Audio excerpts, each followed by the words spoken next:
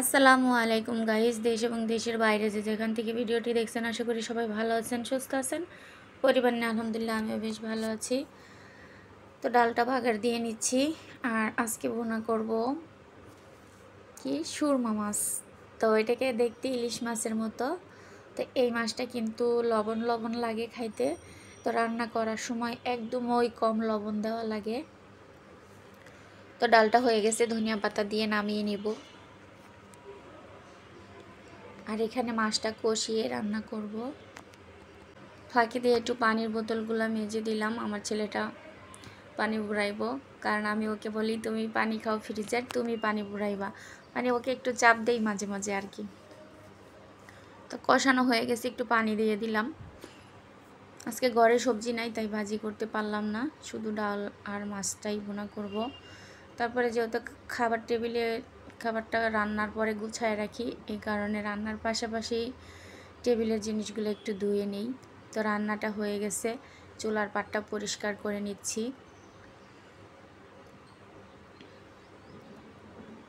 রান্নার পরে চুলার পাটটা পরিষ্কার করে নিলে অনেকটাই কাজ আগায়া যায়।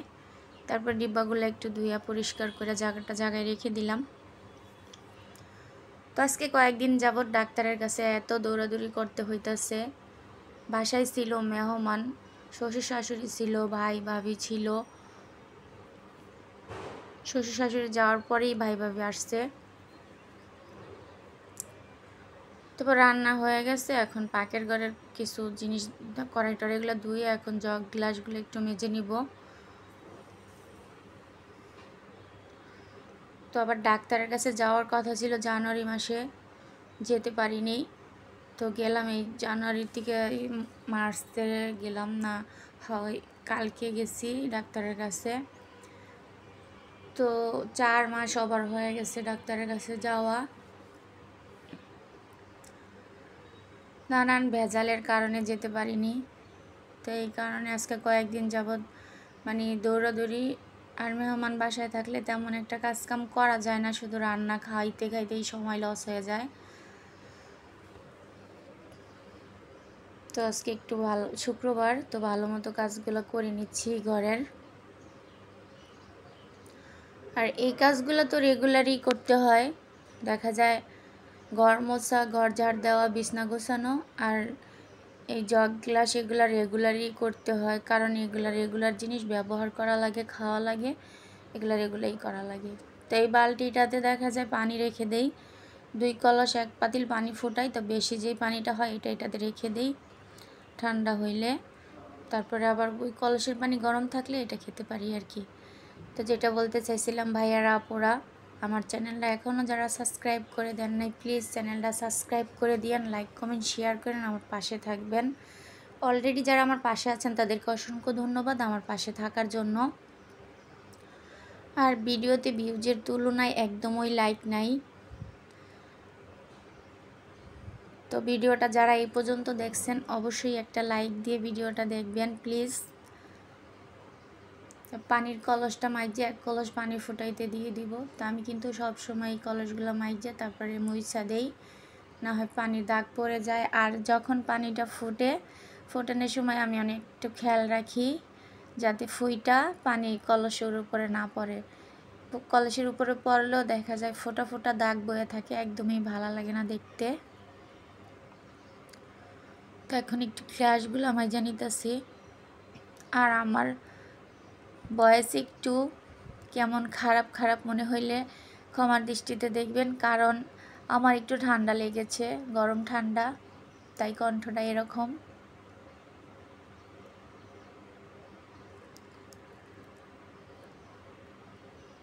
গ্লাস দেখেন কতগুলা, কারণ এক একজনে এক একটা গ্লাস দিয়ে খাই, এই কারণে অনেকগুলা গ্লাস। আর এই ছোট গ্লাসগুলো দিয়ে আর কি দুধ খাই রাতে। আর আমার মেয়েটা এখনও 3 বছর হয়ে যায় নাই, আরও 3 মাস বাকি আছে। তো এখনও মামপট দিয়ে পানি খায়, এমনি পানি খেতে পারে না। তো পাকের ঘরের সবগুলো কাজ শেষ করে এখন চলে এসেছি আমার রুমে, যেহেতু বিছনার চাদরটা চেঞ্জ করব। তো একটু ফ্যানটা মাইজা মুছা নিলাম। তো এমনিতেও কিন্তু ফ্যান 2 দিন পর পরেই মাইজা মুছতে হইতাছে, কারণ এত পরিমাণ ধুলা পড়ে, ধুলার জ্বালায় চোখে দেখা যায় না, প্রচুর ধুলা।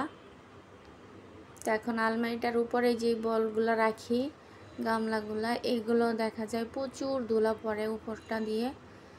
তো এগুলো একটু মুইছা রাখতেছি। গরমের দিন ধুলা, শীতের দিনেও কিন্তু ধুলা, ধুলার জ্বালায় কিন্তু একদমই বিরক্ত। তো কি করার। তো এই জিনিসগুলো আলমারিটার উপরে রেখে দিই। আর এই গ্রিল, জানালা আর হইছে ফ্যান, এটা 2 দিন পর পরই মুছতে হয়, এগুলোর ভিতরে প্রচুর ধুলা পড়ে যায়।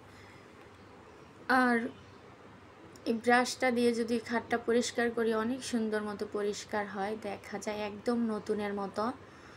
তো ভাবলাম আমার এই ডিজাইনগুলোর ভিতরে কিন্তু কোনো ময়লা নাই। তো আলগা মানে দোকানে নাকি পাওয়া যায় তোমার বানিশ কিনতে। তো আমি ভাবতেছি একটা বানিশ কিনে এনে নিজেই দিব। এগুলা প্রায় 3 বছর হয়ে গেছে বানিশ করছি, মেয়ে হওয়ার আগে। তো এখনও শোকেস ড্রেসিং টেবিলের বানিশগুলা আছে মোটামুটি, কিন্তু খাটের বানিশটা একদমই ভালো নেই। তো আমার রুমের খাটটা আর কি একটু বেশি বানিশ নষ্ট হয়ে গেছে। আর ছেলের রুমের খাটটা হয়েছে এসএসের খাট। তো ওইটা তার বানিশ করার দরকার পড়ে না, শুধু এই 2টা জিনিস, ড্রেসিং টেবিলটা আর হয়েছে খাট আর শোকেসটাই, 3টা জিনিসই কাঠের আছে আমার। তো এই 3টা জিনিসেই আর কি বানিশ করা লাগে। তো ভাবতেছি মিস্ত্রিকে এত টাকা দিয়ে দরকার কি, যেহেতু আমি মুইসা টুইসা পরিষ্কার করে রাখি। তো এগুলার ভিতরে কেমন একটা ধুলাবালি নাই, এই কারণে দেখা যায় নিজেরটা নিজেই করা যাবে। তো ভাবতেছি একটা বানিশ কিনে এনে নিজেই করে নিব। আর এই গ্লাসটা অনেক দিন আগেই ভাঙছে, এখনও লাগানোর খবর নাই। তো আমার হাজব্যান্ড কিন্তু একটু আলসা টাইপের, মানে ওনাকে একটা জিনিস ঘরে নষ্ট হইলে বলতে বলতে আমার জীবন ঠান্ডা পুরা। আজকে করব তো কালকে, কালকে করব তো পরশুদিন, এরকম করতে করতে অনেক দিন কেটে যায়। তো এইখানে বিছনার চাদরটাও ফাঁকি দিয়ে চেঞ্জ করে নিলাম, কারণ আজকে কোনো বালিশ খাতাগুলা রোদও দেই নাই, এমনিতেই লাগিয়ে নিয়েছি। তো বিছনাটা রেডি করে দিলাম আগেই, চাদরগুলা ভিজানোর আগেই বিছনা রেডি করে দিয়েছি। কারণ আমার হাজব্যান্ড 2 দিনে একটু বেশি ঘুমের লস হয়, তো এসে যদি দেখে এলোমেলো রাগ করতে পারে, এই কারণে আগেই বিছনাটা রেডি করে রেখে দিলাম। তারপরে কাপড় চোপড়গুলা ভিজিয়ে রাইখা এখন ঘরটরগুলা মুছে নিচ্ছি। শুধু কাপড়গুলা ধুয়ে তারপরে গোসল করে নিব। তো আজকে অনেকগুলা কাপড়, বাচ্চার আবার বিছনার চাদর টাদর, তো অনেকগুলা, এই কারণে ঘরগুলো আগে গোছায় নিলাম। তো এই যে ছেলের রুমটাও সুন্দর মতো পরিপাটি করে দিয়েছি, রুমগুলোও মোছা হয়ে গেছে। ফাইনালি রুম গোছানো শেষ। এখন আমি কাপড় চোপড়গুলো ধুয়ে গোসল করে নামাজ কালাম করে নিব, যেহেতু আজকে শুক্রবার। তো আমার কাজগুলো খুব তাড়াতাড়ি হয়ে গেছে। এখন বাজে 12:30টার মতো। তো এখানে বাচ্চাদেরকে গোসল করিয়ে দিব, কাপড়গুলো ধুয়ে তারপরে আমি ভিতরে গোসল করে নিব।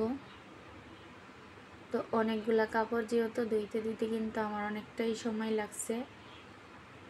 তো মশারিগুলো কিন্তু অনেক ময়লা হয় গরমের দিন। তো দেখো কতগুলা কাপড় ধুইছি। তারপরে কাপড়গুলা ধুইয়া রোদে দিয়া এখন আবার আমি একটু বাগানটা পানি দিয়ে ঝাড় দিয়ে নিচ্ছি। তো এই কাজটা কিন্তু আমি প্রতিদিনই করে থাকি। প্রচুর রোদ ধরছে আজকে মাশাল্লাহ। তারপরে এই যে এটা হচ্ছে বিকালবেলা ঘুম থেকে উঠে আসরের নামাজটা পড়ে নিলাম, নিয়ে এখন কাপড় চোপড়গুলো সব উঠিয়ে নিচ্ছি। তো কিছু কাপড় ছেলেটা নিচে যাবে, ওর কাছে লন্ড্রিতে পাঠিয়ে দিব। আর বাকি কাপড় চোপড়গুলো ভাঁজ করে জায়গায় রেখে দিব।